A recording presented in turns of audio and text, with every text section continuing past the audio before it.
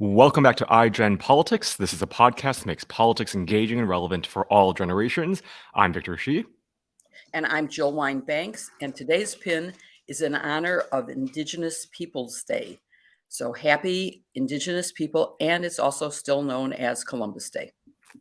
Yes, there has been no shortage of news regarding President Trump. Just a few weeks ago, Andrew Weissman joined Jill and me to talk about Trump stealing documents from Mar-a-Lago and the absurd legal arguments raised by his lawyers and then accepted by Judge Cannon, who was then chastised by the 11th Circuit Court of Appeals. And the news just keeps getting worse and worse for the former guy in terms of Georgia, New York, additional documents still being withheld, and Thursday's January 6th committee hearing, and so on. And today we will be talking about a lot of that and so much more with Michael Cohen. And Victor, go ahead because I've lost all my notes. No worries. This is what happens when we go live. I guess we can't control anything. But we are so lucky to be joined by Michael. As everyone probably knows, he served as attorney for Donald Trump for about 12 years at the Trump Organization before he was president.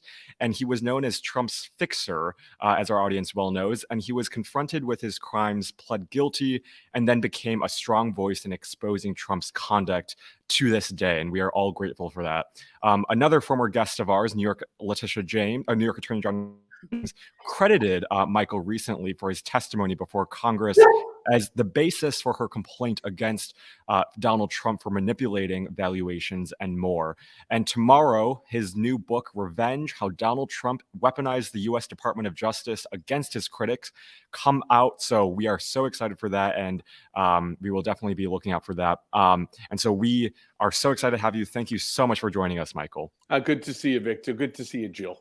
Thank you for being here, Michael. We appreciate it. Victor, if I can actually just jump in for a second, one of the reasons why I wrote Revenge, that's this book right here, one of the reasons that I wrote it is because there's really a lack of understanding, and I don't blame people for the lack of understanding as to what crime I actually really committed. Yes, I pled guilty to a series of crimes. There were 5 issues. Michael, we're going to get to that when we've read your book. So we want to set the background for your book and talk about what is going to help people understand your book.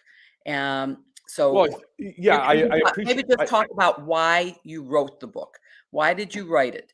You wrote it because you felt that you deserved revenge because of how the Department of Justice treated you. I think that's sort of your motive, right? Yes and no. I mean, revenge is the dissection of the most corrupt investigation in U.S. history. I mean, into a citizen in American history. Because what the book does is it demonstrates, using my case as the example, what happens when an autocratic, fascist-minded president elects to weaponize the Department of Justice to silence a critic. Now, moreover, what it really is, and it's why that this generation is so relevant, and why I'm hoping that they will read the book, because it's really a call to action on 2 fronts. First of all, it's the desperate need for us to be active in terms of overhauling the Justice Department in its entirety. And secondly, it's also to hold accountable those who violate their obligations, whether it's the prosecutors, the judges, attorney generals, or even the president himself, because to do anything less will result in the complete destruction of our democracy. I mean, it's why, I ended up writing the book. And what I hope at the end of the day that people get out of it is that you have to recognize that Trumpism is fascism. And as I state in the book, we must destroy it and eradicate it from our body politic. Okay, so I think both Victor and I would agree that Trumpism is definitely fascism, authoritarianism. It is not a democratic way of running the government. I would dispute whether we need to reform the Department of Justice or just the people who a criminal president puts in place to run it in a corrupt way. When you have legitimately decent people at the top of the Department of Justice, you don't have the problems. But I'm really curious to ask about why Donald Trump is holding documents hostage. And that's how I'm hearing the news these days. I'm sure you've seen the reporting that suggests that he was saying, well, I'll trade these documents for documents that NARA has, which it's questionable whether there are any that exist because he hasn't identified anything specific. But he thinks that there's something there that will show that the Russia investigation was a hoax. Now, he hasn't named any documents, but can you talk about what he thinks might be there and why he's holding documents hostage that he has no legal right to? Why he's so let me start with the second half of your question. I obviously, like you, like everyone, we have no idea what documents NARA has. It's not as if that they put out a list for us to take a look in the index of a book that says, right, we have this that shows that there is no P-tape. And I can assure you that there is no P-tape. That's an absolute lie. What I have been continuously stating, and I stated here on your show as well, is that Donald Trump has no appreciation, no respect for the Department of Justice or for process. And so he doesn't care that NARA wanted back the documents. He doesn't care that he took documents that don't belong to him. That's irrelevant. What doesn't make any sense to me is why he allowed, for example, Christina Bobb, his attorney, to sign the affidavit that stated that they have no more documents, despite the fact that there's clearly someone within his inner circle that is providing government with this information. And I'll just hypothesize and say, I bet it's probably Jared Kushner. But putting all that aside, the thing that really baffles me is if he wanted these documents, why didn't he do this when he was president of the United States?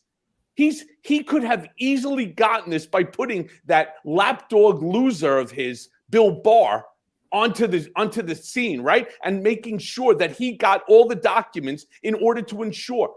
I've been repeatedly saying that Donald Trump took those documents to extort the U.S. government into some type of a deal. I think it's confusing what you're saying. I just want, when we're talking about documents, there's the documents that he took, and there's the documents that he says he wants that relate to the Russia investigation. Let's call it the related. Right. And he's saying that there's something, but you're right. So as to those, if there was any such document, then why didn't he look for him when he was in charge of all the documents? That's the point I brought up yesterday on MSNBC. Yeah. He's the president. He could have gotten them. And it's not as if the Russia probe only started, when he left office. It's been going on for 5 years now. If he really thought there was something there, he could have easily gotten them. Right. But he couldn't have taken them with him, even if he had them, because they are the people's documents. They belong to journalists. They belong to historians.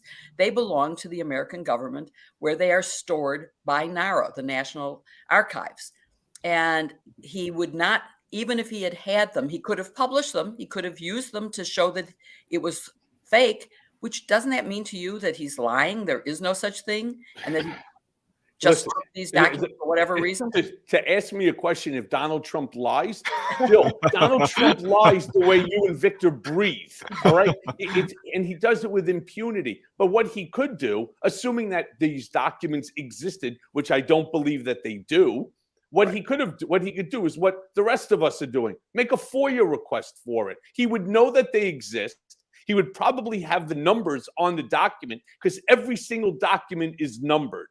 So he would know the numbers right off the bat, and he would just make a FOIA request for him. So, yes, is Donald lying? Yes. Is he doing it to deflect? Yes. This is part of the Trump playbook, something that I talked about, even going to the House Oversight Committee hearing.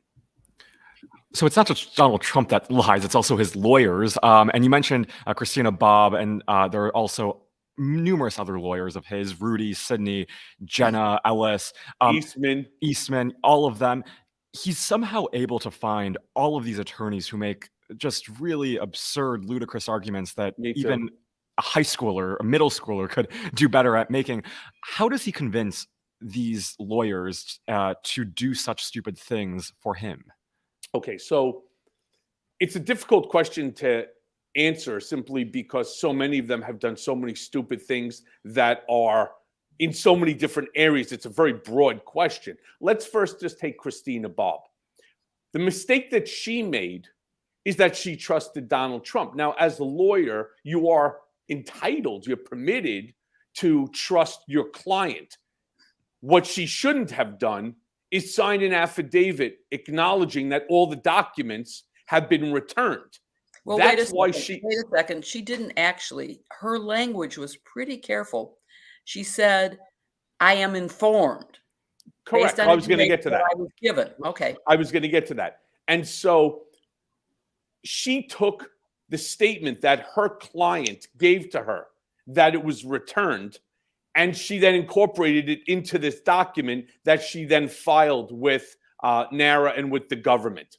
That's my understanding, and that's why she's now going to become a witness against him at this through the DOJ, because it's either her or him. Now you take somebody like Rudy Colludi, drunken Giuliani, and you ask why he does something that is stupid. Well, that's because Rudy has lost his mind.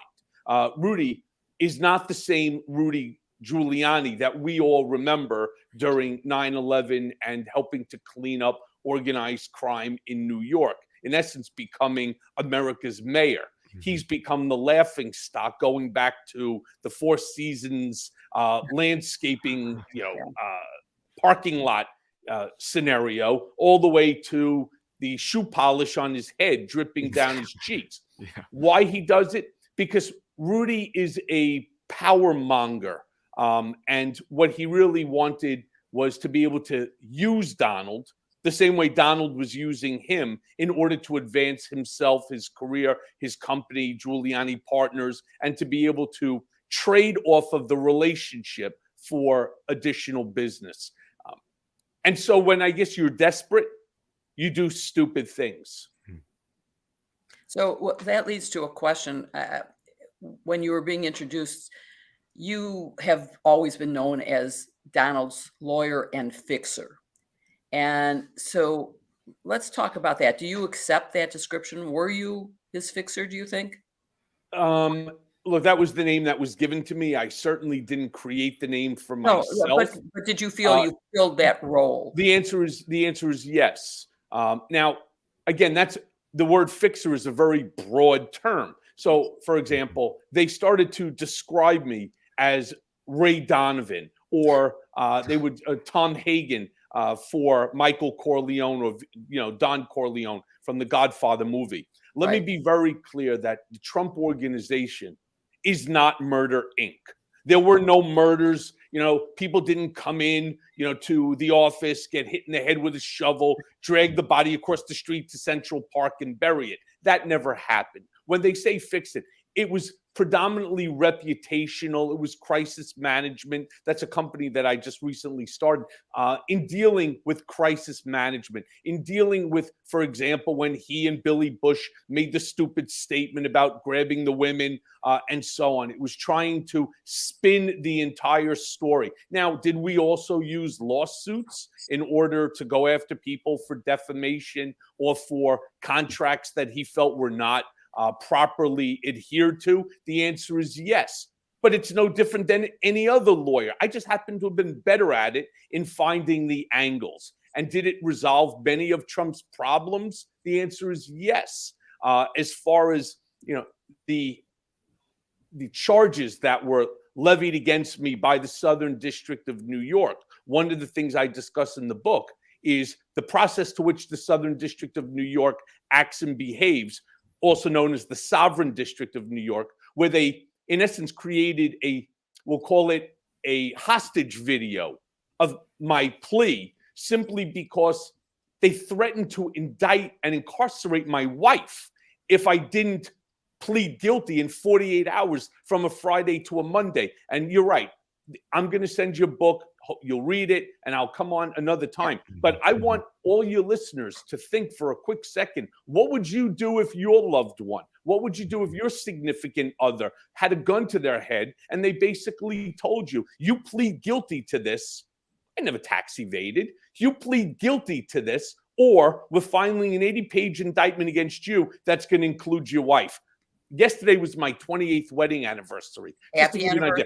I love this woman with my entire soul, and there was no chance in the world I was going to let these animals perp walk her out of our building on television in front of the media, fingerprint her and indict her. That was never going to happen under my watch.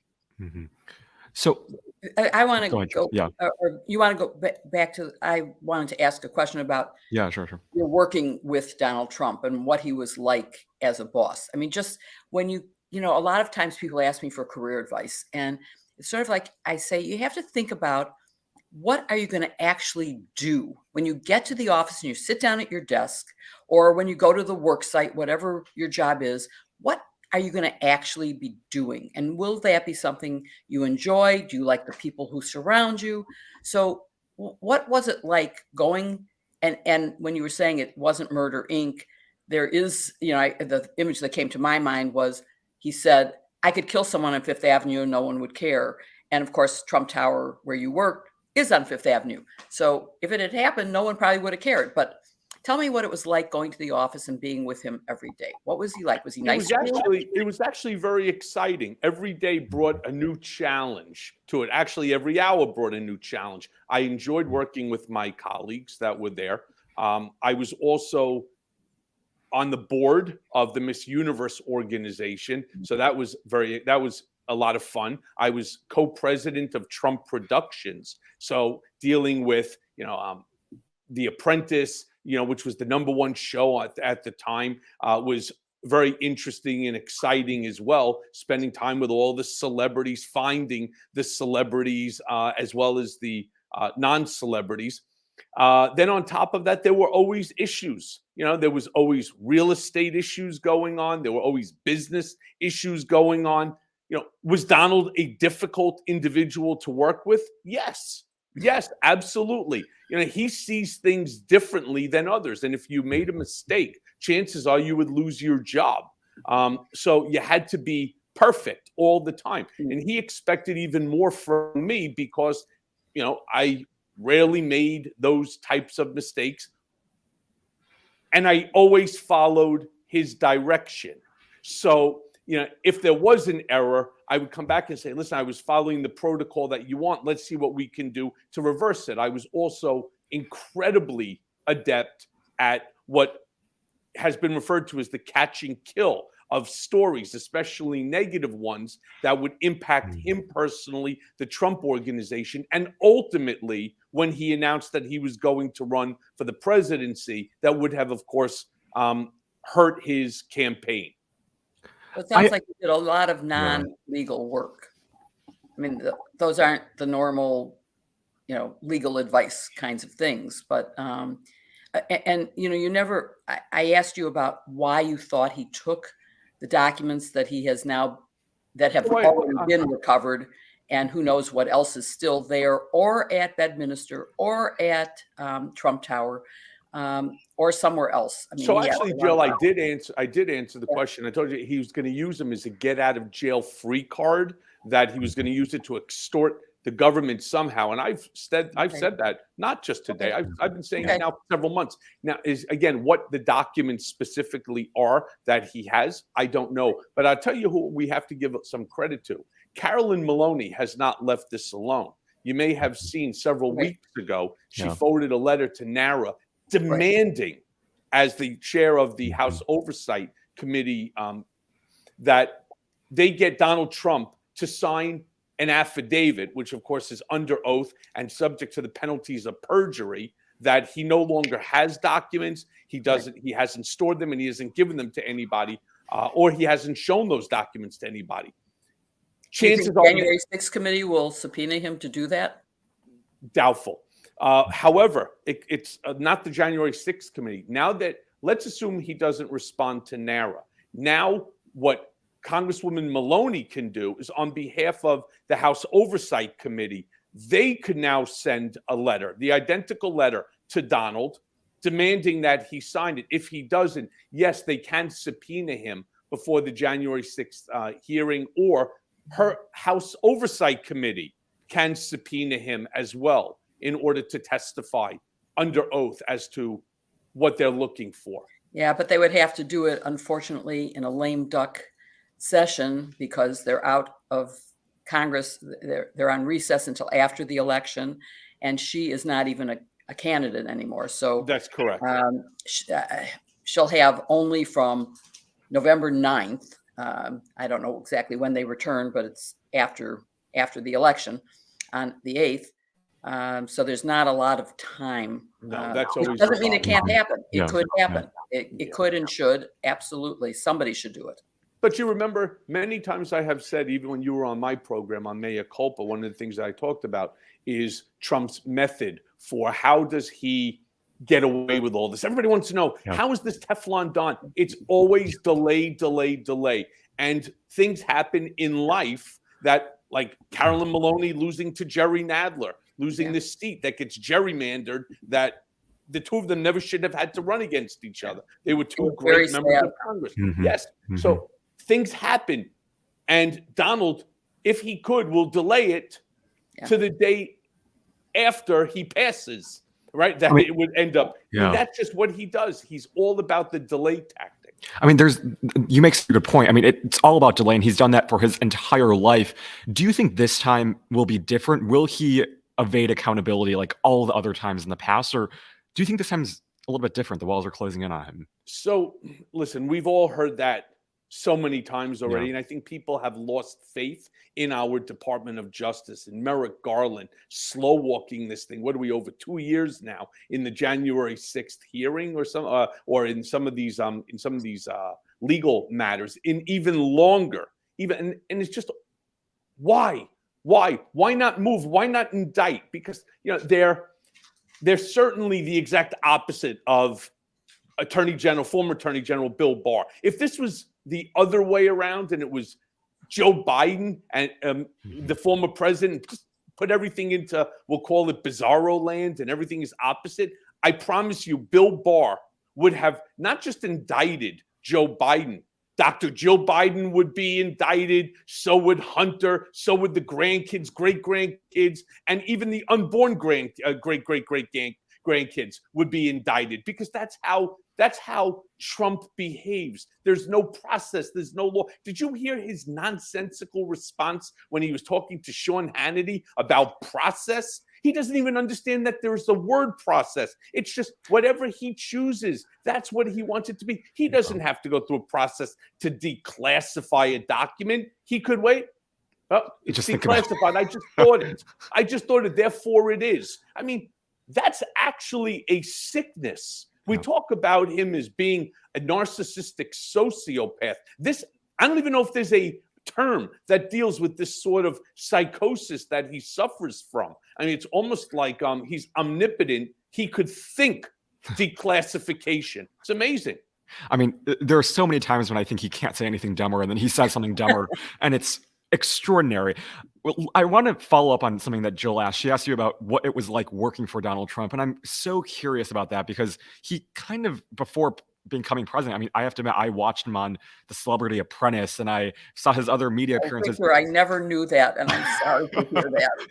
Sorry, Jill. I know I'm confessing all my sins. But this is, I mean, I'm curious, did he exhibit the traits that he exhibited as president, in the sense that did he demand loyalty from everywhere around him? Was it kind of like a cult of personality around Donald Trump in the Trump organization? Yes. I mean, from the second that you walk into Trump Tower and you pass the stand by the elevators that have Trump named onto it, followed by all of the concession stands that were there that had Trump plastered all over it. And then you get up into the elevator and there's Trump on the walls. And then you get up to the 26th floor where you are greeted by massive Trump organization letters, only to go into his office, which is loaded with hundreds and hundreds of picture frames, all of him from different magazines. And then you sit down and his entire front of his desk is filled with latest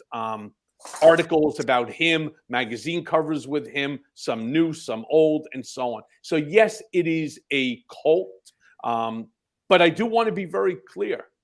You weren't the only one, Victor, watching The Apprentice. It was the #1 show on NBC for many, many years. All right. And on top of that, Donald has the ability to be charming. You may remember when I turned around and I talked before the House Oversight Committee, and I said, Trump exhibits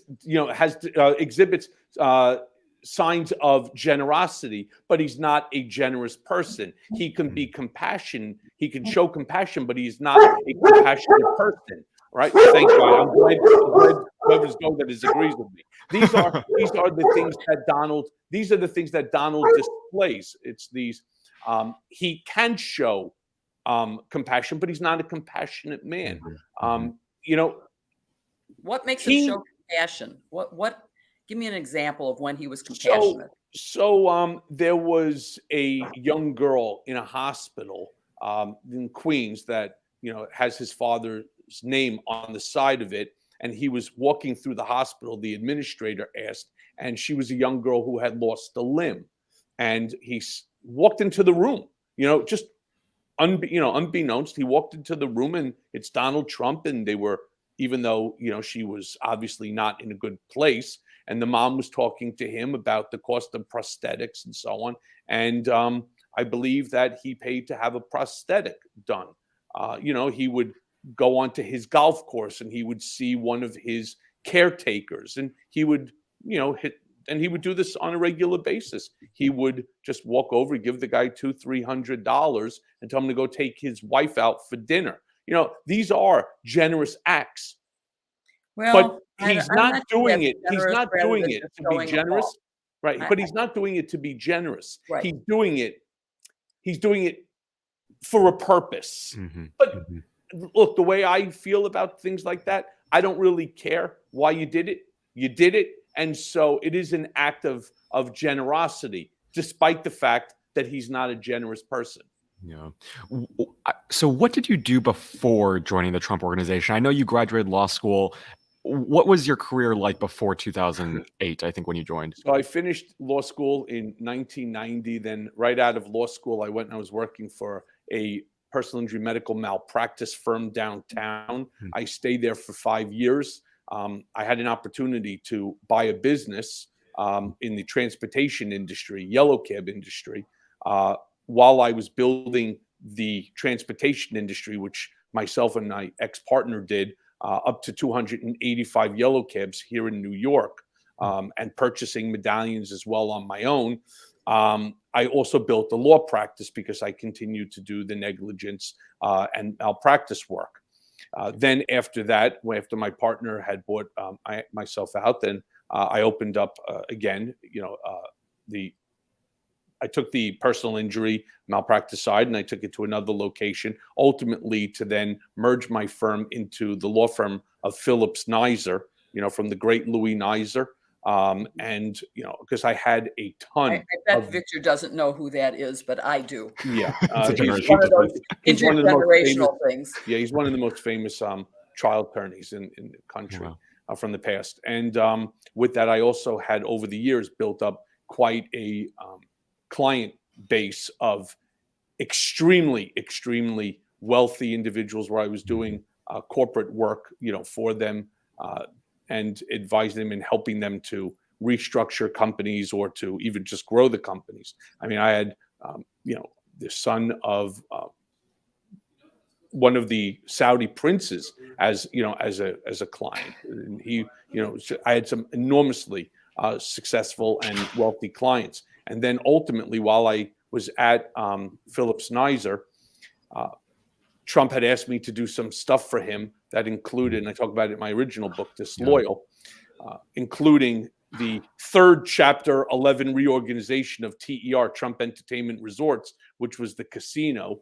and some other work for him. And then he ultimately one day, instead of paying me money that he owed me for the bill, he asked me if I wanted to come to work for him. What do you mean instead of paying you? So he owed me about $100,000 in the legal bills. He had called me over to his office, And I went and I sat down with him, and he just popped out the question. He goes, "Are you happy at that sleepy old firm?" And I said, I am. I'm not really working too hard. I have my clients. I make sure that they're good. I'm in a good place. So he said, "Why don't you come work for me, but only for me? You'll be my special counsel." And look, like so many other people, I had read The Art of the Deal. I was a fan of The Apprentice. I had followed Trump's career. I owned apartments in 3 of his buildings, as investments. And so I was like, "Can I think about it?" He says, "No, you have to give me the answer right now. And if you say yes, I'll send people over to Phillips Nizer and I'll have them pack out your office and you'll take Ivanka's here on 26. Oh my gosh. And so I said, "Yeah, sure." And then I said to him, what about the bill? So he said to me, "You want to get fired on your first day?" Right. And then, of course, that was after a negotiation on salary. And the funny, at that point in time, it wasn't about the money for me. I retired at the time. I was 39. I had done very well, luckily, for myself. It was all luck. And, I was the right place, the right time on several ventures. And I didn't go to work for Donald because I needed the money like some of these people out there believe. Other than Donald, I was, I think, the second richest guy in the office by a multiple. And mine is not a rags to riches story, as the media likes to portray. In fact, it's more of a riches to rags story because, at the age of 56, reinventing yourself now, for the 3rd time in your life, while you lose your law license, your business, and there's this lie, this reputational lie that's out there. Not easy. So, Michael, I want to follow up on that because I can't believe that Phillips Nizer left a $100,000 bill that was owed to the firm because you were at a firm that wasn't owed to you personally. So you couldn't just say, "Oh, I don't care if you pay me. You'll make up for it in future earnings." They were owed for your work. And didn't they sue him? No. In fact, it's one of the things that most law firms don't do, that they generally don't sue their clients. It's almost like an unwritten rule in the white shoe firms. They don't do it. However, we did give them some additional business in order to make it up, in the future. I had still had my brother who was still over there, at the same time as well. He's a lawyer as well. I didn't know you had a brother. And 2 sisters who are also lawyers.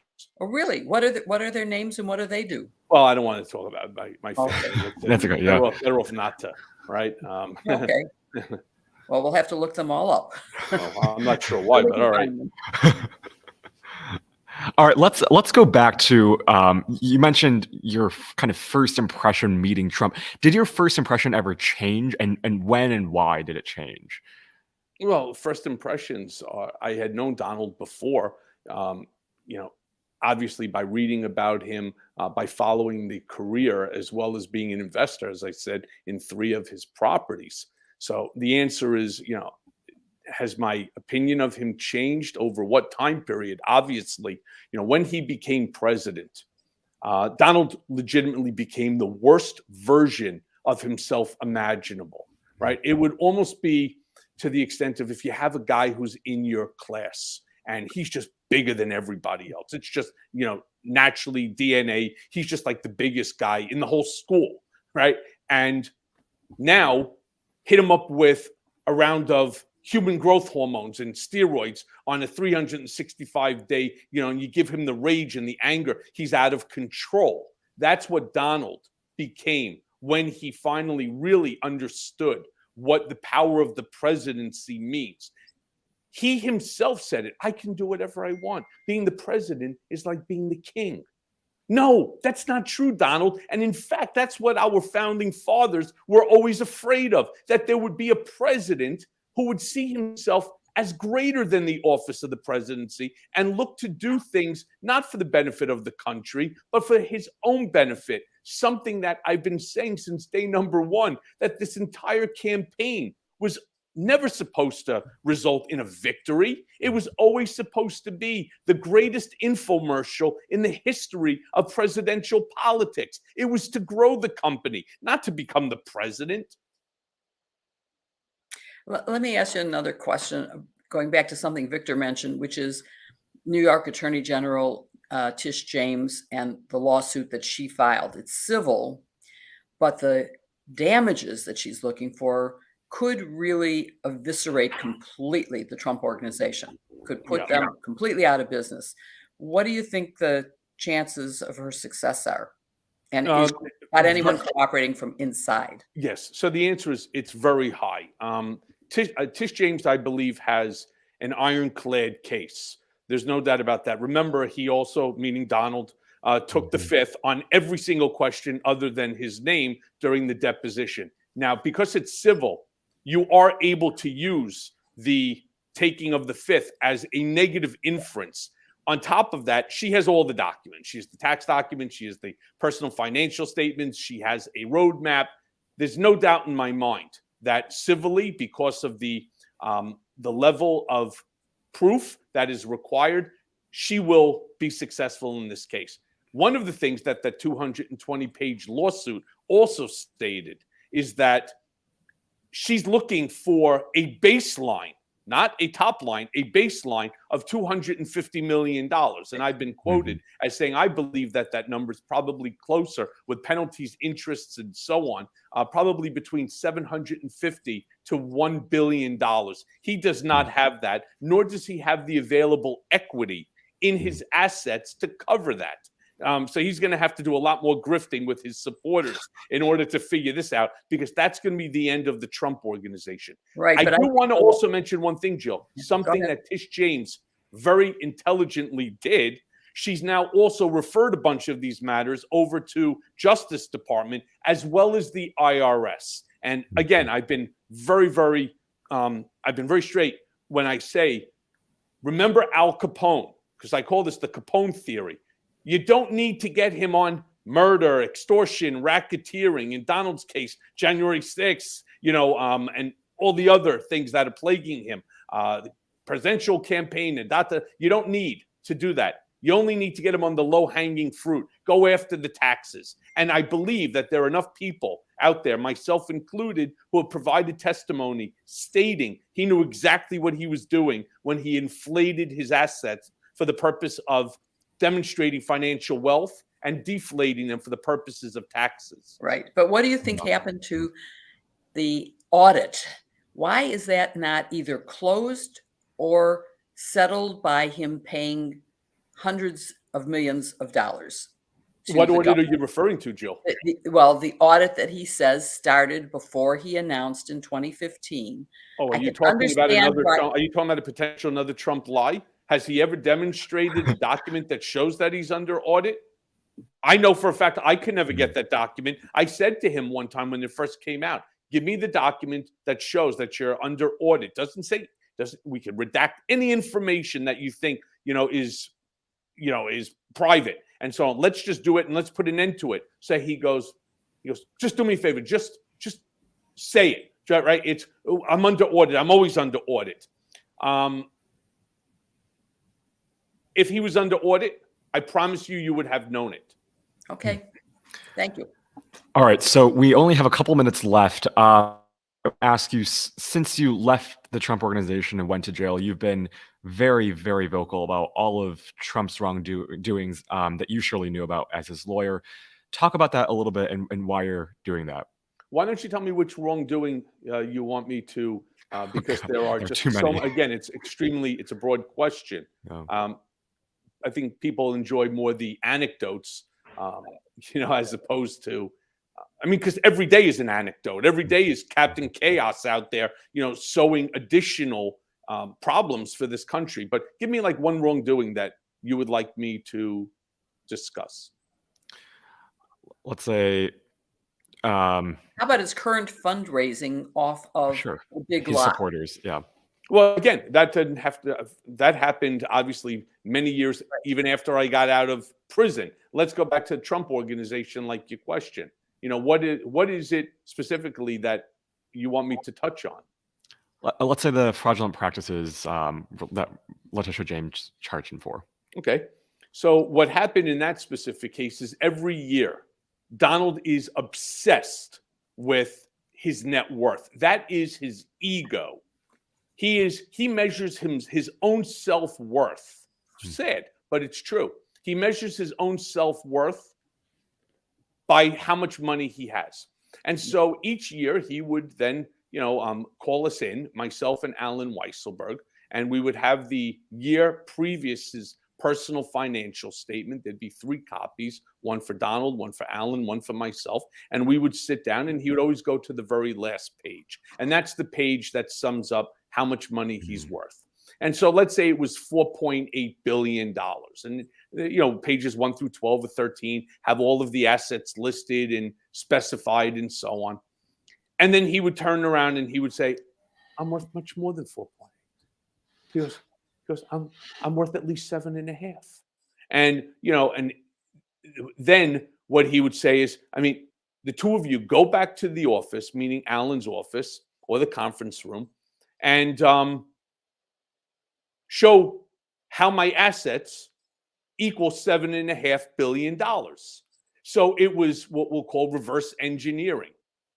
Those documents were ultimately used down the road for purposes of insurance, purposes when we were trying to purchase the Buffalo Bills that that I and Alan were handling. These are the sort of things that, you do. Now, did I know that he was not worth the $7.5 billion? Sure. Should I have turned around and said, no, right? We cannot change the numbers. You're actually worth less than even the $4.5 billion. I would have been fired on the spot. And so, like everybody else, I followed along, never thinking that this was going to become, what it's become, which is just a complete storm for me. It upended my entire life, So the answer is, I wish I had listened to my wife, my daughter, my son, and that I didn't take the job, and that I had walked away from him, and that I didn't need it. Why I went, for everybody, right? There's always something in your life that either you're missing or that changes your perspective. There was a lot of excitement going on. There was a lot of movement. There was a lot of activity, a lot of deals. That to me was what was enticing. And so I went along with this fantasy of trying to prove on various occasions, whether it was to Forbes or The Real Deal or anybody else, that Donald Trump was worth, $10 billion ultimately. Well, it sounds like maybe the lesson of that is you have to learn to speak truth to power and be willing to walk away. It's a lesson that John Dean could have used many, many years ago, and that would have served you well and maybe kept you out of jail. So that would be a good thing. But we look forward to having you back when we've read your book and can ask probing questions about it. And we look forward to that. So good luck tomorrow on the launch. That'll be very much excellent. And for our audience, we hope you'll stay with us after we say goodbye to Michael. Victor and I get a chance to just talk a few minutes. Thank you so much, Michael. Thank you so much, guys. Bye.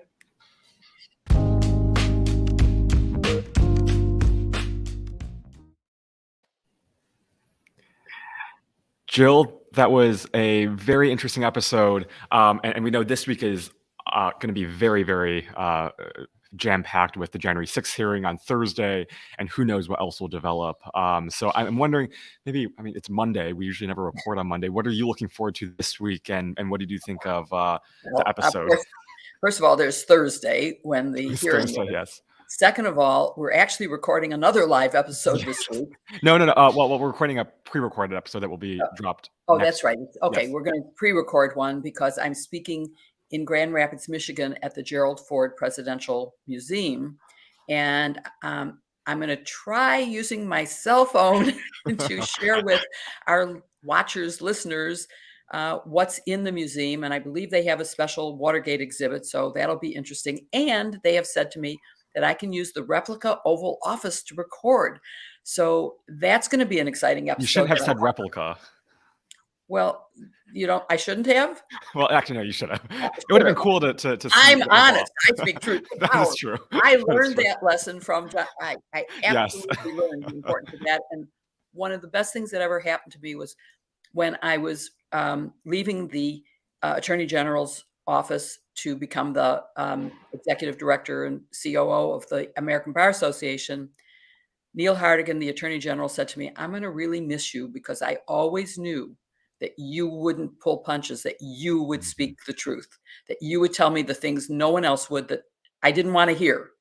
And I learned that lesson young, and has served me well for sure. So those are some of the things I'm looking forward to this week. Yeah. What about you? No, I'm also looking forward to that. I'm actually I'm particularly interested in the museum because this quarter I'm actually taking a class on museum studies. I think I told you about that. And it's all about looking at the role of museums in our society, how museums are structured, how they interact with the audience. And so I was already looking forward to it because it was about Gerald Ford, and that's someone who I feel like I doesn't really get taught that much in school. And so I think it'll be an informative episode for both me, our audience, but also feel particularly interested because of the class I'm taking in. So maybe I'll have to report back to you're in California.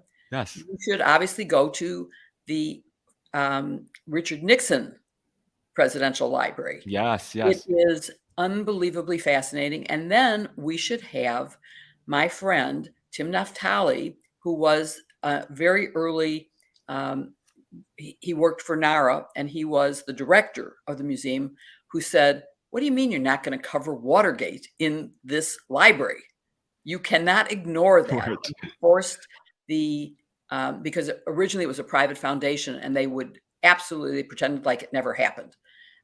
So he actually installed the Watergate section of that, and you must go see it. But how could you talk about Richard Nixon without talking about Watergate? Well, exactly. And there's also his family, his childhood home, which really will teach you a lot about how he grew up. It's quite amazing. Yeah. And the famous picture of him doing his yes, at the helicopter. Leaving. The helicopter is there. Wow. The actual helicopter. So it's a fascinating place. Okay, well, maybe once we do Gerald Ford, and then I get a chance to tour the Richard Nixon Library, maybe we can do another live episode from the Richard Nixon Library, and maybe do it while there's still a Democratic president, so that they'll yes. let you do it. I don't know what will happen in future, but yeah, exactly. Well, I'm looking forward to that. I'm also looking forward to the January 6th hearing. That should be very exciting. That should be I think the reporting says the last one before the midterms, maybe even of this year, and maybe ever maybe. So it should be a very exciting hearing. And the remaining minutes we have left, I mean, what are you looking forward to in this year? What do you hope that they achieve on Thursday?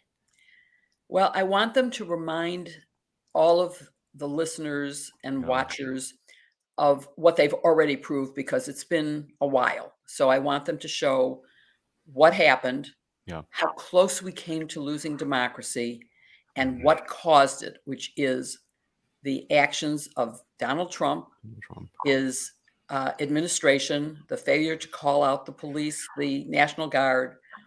But I also want them to show the continuing threat, how close we still are to losing it, and to remind people about all the election deniers who are running for office that could take away our rights. I hope they'll talk about some of the changes to the law that need to be made. Obviously, the Electoral College Act has already been started to be amended, but there's so much more that needs to be done to stop this. But I think those are two of the things. There's so many things that can't be covered in even a full day of hearings. And in general, they've only been a few hours, which is basically the attention span of the American public, of all of us. I mean, you just can't go too long. But what did Ginny Thomas say? And the image of her walking in. Oh my gosh! Yes, that the smugness. Talking to you. I mean, it was. So there's a lot of questions, but I think they've done a really brilliant job, and whatever they do, don't underestimate what this one will be. Yes, everybody should tune in. Yeah, and we can't discount the fact that hopefully this will also be a motivational factor for voters. we're under 30 days from the midterm election, and this hearing hopefully will raise the stakes of why everyone needs to vote and turn out to vote, not just for senators and elected members of Congress, but also for down ballot races, because like you said, they are all across the country, and it is frightening. There was a Washington Post piece over the weekend that kind of tracked all of the election deniers across the country, and it's like, oh my gosh, like where aren't they? And so it's up to all of us to hopefully tune in, know what's at stake, know the threat that's still ongoing, and then vote in 20-something days. Exactly. I'm taking a 7:14 a.m. flight in order to be able to talk about, do predictions before the hearing starts with Mehdi Hassan, and then to watch the hearings and then do commentary afterwards. I mean, just for our audience, 7:14 a.m., that's like, that happens once in a decade for Jill. Yeah. I mean, I usually go to bed at 2 or 3 in the morning. Yeah. So for me to take a 7:14 a.m. flight, but there's only, I mean, it's either that or I miss it. There's no other choice because there aren't a lot of flights out of Grand Rapids. It's the things we all must do to tune in and watch the hearing. So I can do it. You can do it. Everyone else can do it. Exactly. Thank all of our listeners and viewers for tuning in today. We hope you enjoyed this episode. Like we said throughout the episode, Michael's book comes out tomorrow. We look forward to reading it and hopefully having him back on to ask him probing questions about that book. But in the meantime, we'll be back next week for another great episode of iGen Politics. You can subscribe to us on youtube.com/Politicon. We're here every week. Click the bell for weekly notifications. And if you don't watch us on YouTube, we're also wherever you follow your podcast. So follow us there. We release episodes every Wednesday morning. So like us, subscribe to us, leave us a rating on those podcasts, and we will see you next week. Thank you so much for watching this episode of iGen Politics.